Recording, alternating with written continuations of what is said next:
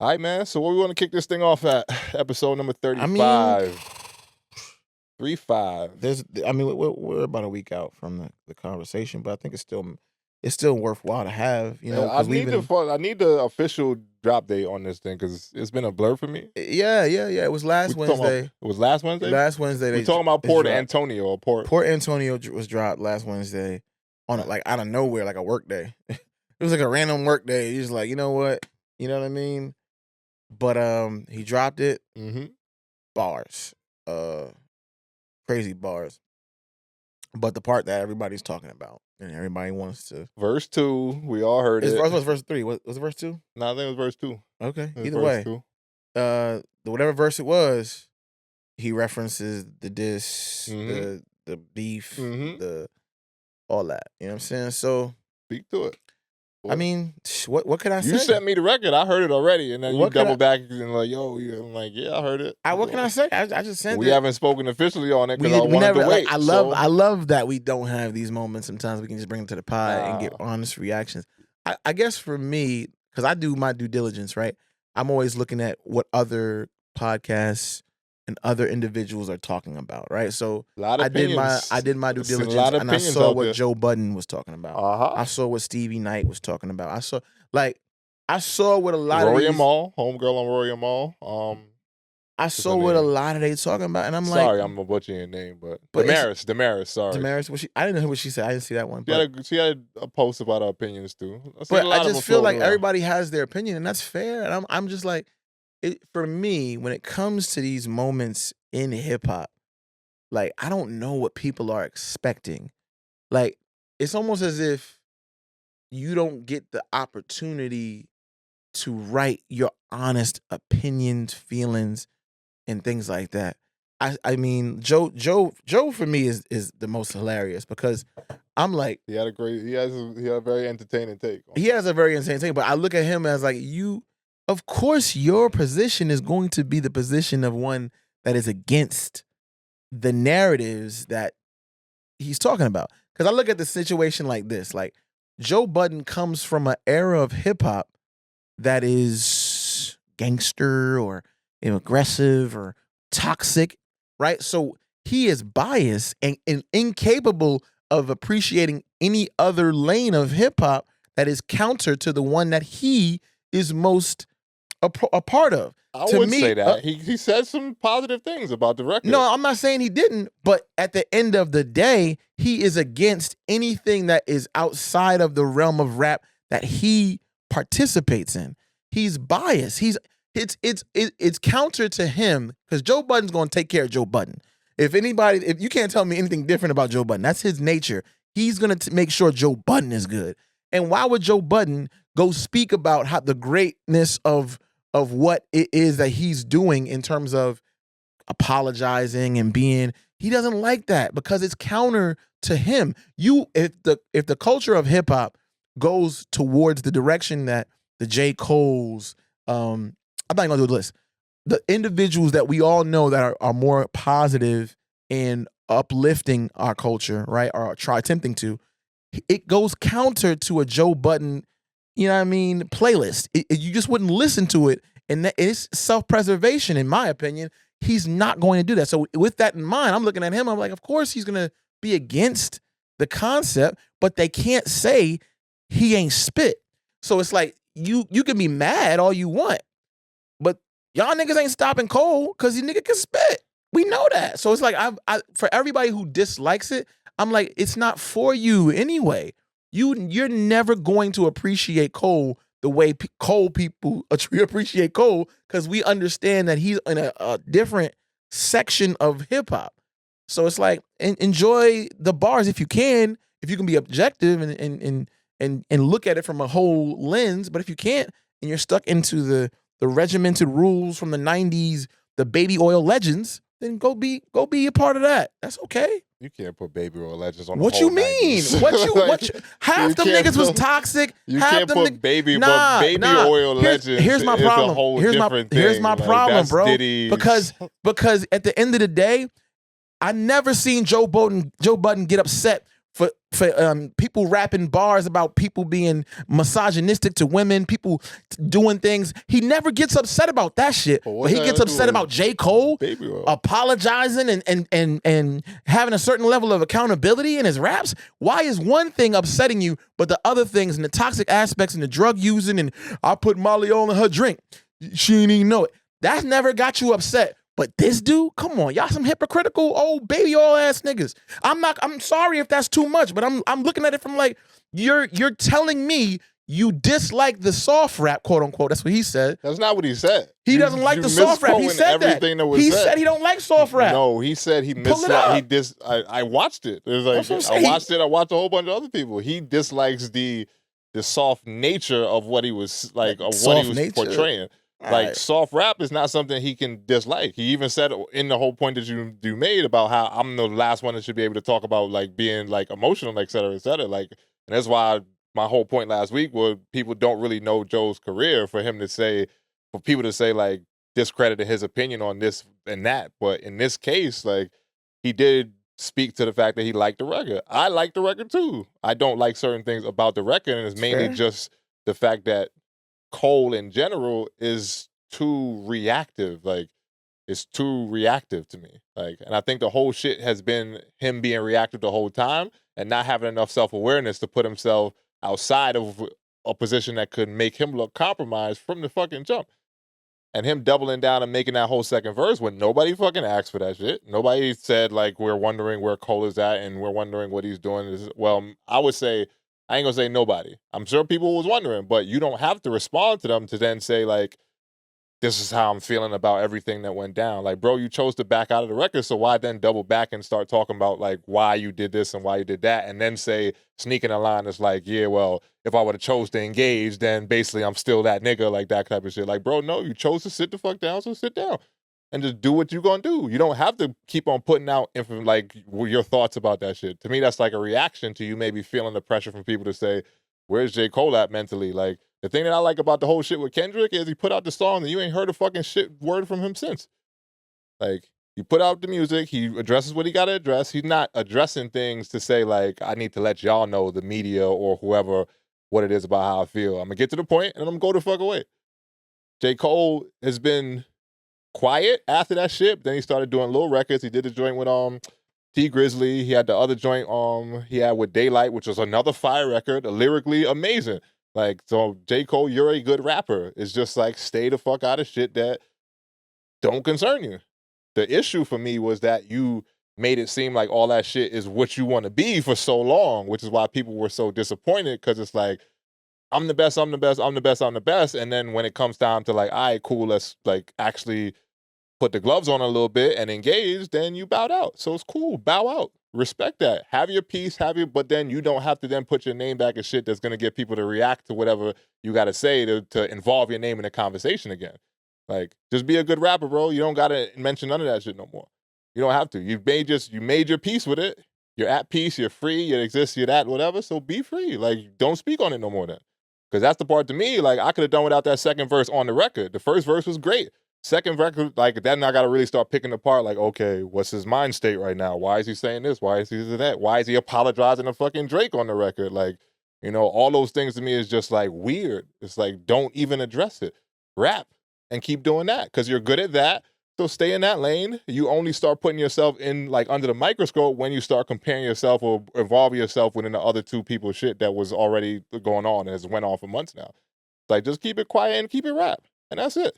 That's my perspective on it. That's fair.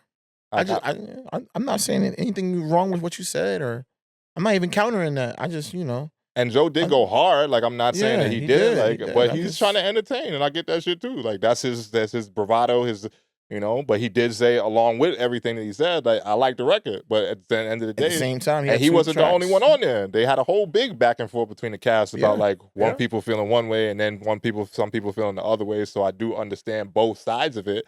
It's like, yes, you want people to be free and you want people to express the way they want to express, but it's like, when as the consumer or people that were like are taking in the artwork that you're putting out, when do we have a right to say, like, bro, like, we ain't need that. That's fair. We ain't need that. Like, you've been doing well since then. All you had to do was keep fucking rapping, and people would have forgot about that shit for the rest of history, hopefully. It would have been a little blemish on whatever, like, you know. But when you start saying shit about the shit that already happened as if you need to explain yourself even more after you already explained yourself apologizing to Kendrick, then you took months to see how the shit played out. Now you're apologizing to Drake. Oh, Drake, you always been my nigga, da, da, da, whatever. Like, bro, we don't need to hear that, you know? We don't need to hear that. That's fair. Me personally. Right. And I think you said you respect it, but I don't know if the masses agree with you. I've seen a lot of people comments, oh, he corny, he this, that, and the third. It's not necessarily saying that he needed to say anything. What I think in full compassing of what happened, you got to realize the first person to actually make a diss track was J. Cole. Right. So, and then he apologized. Which makes it look even weirder to me. I'm gonna finish. Let me land. But the last person to make a record is J. Cole. It's the bookend to the entire thing, to me at least. When I look at the story of what transpired, he apologized to Kendrick, but he also apologized to Drake. And I always look at J. Cole in the capacity that I told you, like he speaks to the heart, man. He's not. I don't think he's operating in this mindset where it's like, I'm trying to get jabs in, and it's not that. It's like he is being introspective and candid on wax. Sometimes you're gonna have moments where you can talk all week about how you're gonna get chicken Alfredo. I'm gonna tear that chicken Alfredo up when we go. I can't wait to go to the Italian spot. I can't wait. I'm gonna get chicken Alfredo. I'm gonna get the garlic bread. I know I'm gonna get there. And you finally get to the restaurant, and you're like, you know what? I'm gonna get the chicken Alfredo. Bring it out. It's at you. They serve it. It's sitting right there, and you're like, I don't think I want that. I think I want a pizza. Okay. It's a moment where you change your mind and you can be honest with yourself and say, you know what? I thought about it the whole week. I really wanted the chicken Alfredo, but now I'm here and I want the pizza. That doesn't make you a bad person or you failed hip hop. Nobody's saying he's a bad person. I know that. We're all saying he's a great guy. It's just like, what I'm saying is in the analogy is that you are a part of a bigger thing as an artist, right? The hip hop community. It's subjective though. There is no metric to what is or isn't supposed to be done in hip hop. This is all just an idea that was birthed from people playing the break beats in a basement in Harlem, and now it's grown to this big giant thing that we're trying to put parameters around on what you can and cannot do on it. When at the end of the day, if you got bars and you telling your story, spit them. Eminem would rap about trying to kill his mom. Nobody batted an eye. But now he's just talking about his true expression. In this era, they would. I know, but I'm saying like he's talking about his true expression about what he felt about the situation that he was in, and y'all like, nah, you can't do that. It's And I'm talking about Joe Budden, not you specifically. I'm talking about the way he's, you know what I'm saying? Like I put him in the class of them toxic baby oil legends, man. And I'm like, for me, that like it's not for you, Joe. It's not for you. But it never will be. If you have ears to listen to it, then it's for you if you want to choose to consume it. That's not entirely true, right? Is the Barbie movie for you? If I choose to watch it, then I'm a consumer of the Barbie movie. That's not saying it's for you. So you can have something that is designed and made for you, or you can have something that's designed and made that is consumed by you. But that's two different things. But within that, if you come from a culture that, like, if you're just speaking specifically about Joe, and I hate to make it about Joe because we gave him a lot of time already for the last one, but I know. Even still, like, he's a hip hop, like, consumer. He's also a hip hop artist, not an artist anymore. But at the end of the day, he comes from the culture of hip hop. So hip hop is technically for him. What sector of hip hop he chooses to enjoy or chooses to not is a whole different story. But you can choose to consume something and have an opinion about it. That's fair. If he said, I ain't gonna listen to the record because I don't really want to hear that shit, then that's a whole different story. But if you choose to listen to the record because you are interested, and he's been a supporter of J. Cole. He's been a verbal supporter of J. Cole very, very often. He even said, I like this song. I just don't like this about it. Right. So I think that's a fair perspective. I do think that it's not like outside of the realm of like, I guess just being animated and whatever like he's doing for creating content. And I do believe that some of that shit that he said was like, yo, like literally, bro, like it's like a soft era in rap. And I felt him when he said about like y'all not really friends like that, bro. Like, I don't know their relationship, but I don't think these niggas is really friends for you to need to make apologies and all that other shit like that. Shit look good on paper, look good on camera, and look good on song and all that shit. But what is the real true nature of y'all relationship? Like, to where, and that was the most profound thing that he said about that whole shit to me. It's like, bro, you're not friends like that, you know? And I ain't gonna say they are, they aren't, but end of the day, like, he's just being animated just because that's how you feel about this shit. But that's his style too. He does that. No doubt. He does that about anything, everything. So I ain't taking that I'm not gonna let that like deter the message. I do still believe in the fact that like, bro, you being reactive as J. Cole, like don't fucking respond to this shit and just keep doing what the fuck you do. That's like fair. And he moves too much throughout this whole situation in like a responsive way. Like he was the first one to put out a record, like you said. He put out a record before Drake. So it's like, I bet I'm amped up. I'm going to jump in the whole shit now. Again, being self-aware, if you knew that that was something that might go away that you potentially didn't want it to go, don't jump out there in the fucking first place, you know? And that's from that perspective now to then, like you said, the bookend to this shit, like, bro, you bookend into some shit that really had very little to do with you from the jump, and you're inserting yourself back into it again. And now that you're saying like, oh, I'm at peace now, I'm at this is that, whatever, then don't say no line about, but if I would have chose to engage in that shit, you know, and then talk about how like, oh, if the gun didn't fire, it's still deadly, whatever. Bro, go sit down and do your. But he immediately said that he don't want to be a gun. That's what he said. No, he said in that case, I guess I am the gun. No, he said hypothetically in that scenario, you're saying that I'm the gun, but I don't want to be the gun.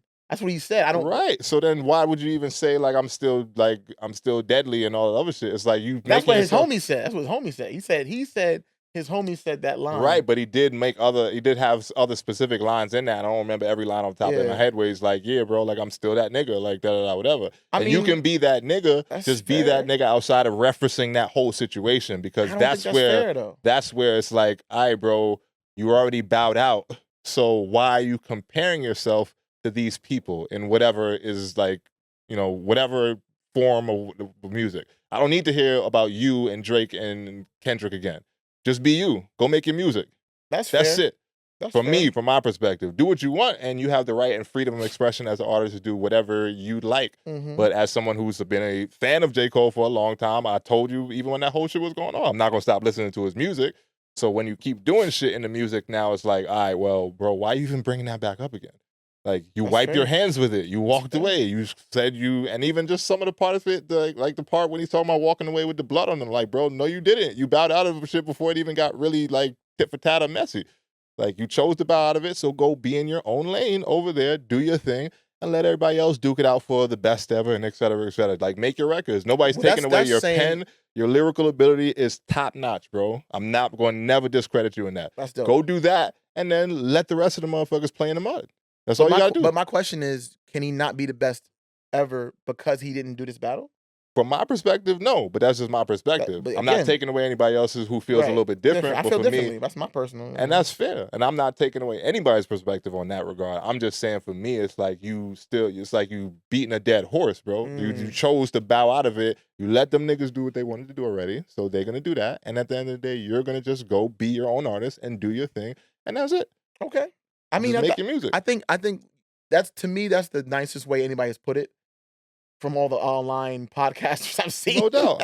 I am animated, but I ain't go that hard. Like, but I did laugh at all that shit Joe was saying because it's funny and entertaining. It is funny, but I'm just looking at him and I'm like, how old is Joe Budden now?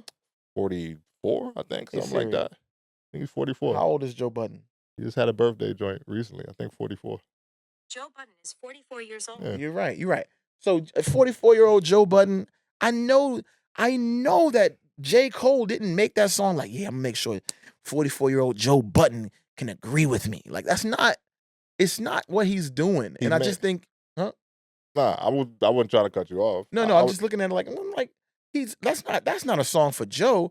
Mind you, Joe can and will speak on hip hop probably until the day he dies. That's just who he is. But when I'm looking at the whole, like, the concept of hip hop and what it's supposed to be and not supposed to be, beef and battling is only a sector of the culture.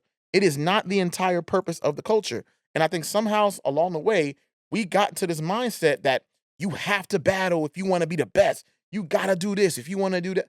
Like, I don't know when that became the thing, but that's where we've gotten to the point. And I'm like, to me, you do not have to do that to be the GOAT.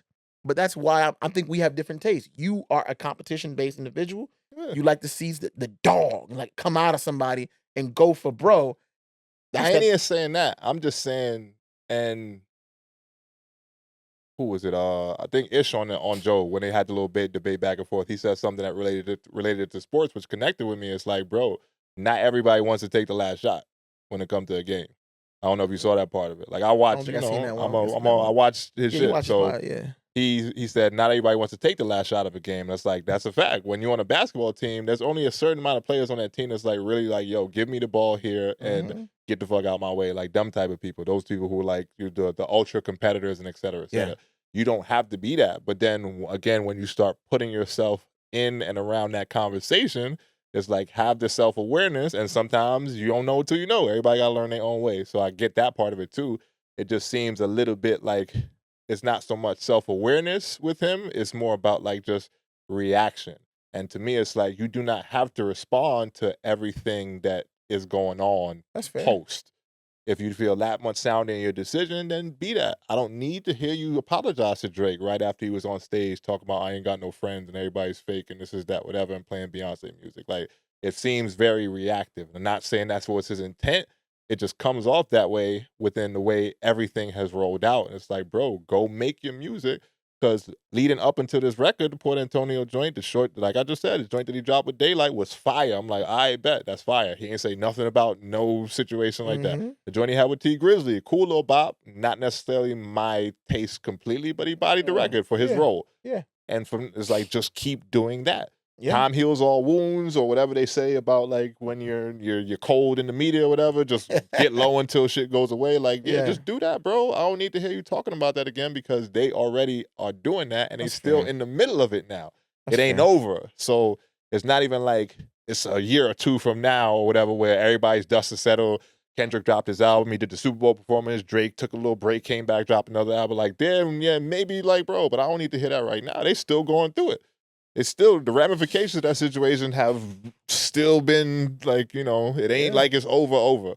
For real. We still waiting on Kendrick to drop his next album and see what he gonna say. We still waiting on Drake to drop more music because Drake's like, oh, round 2 or this is that, whatever. Like, it's still live. It's still like, it's battles and then there's the war. Like, wars don't get won overnight.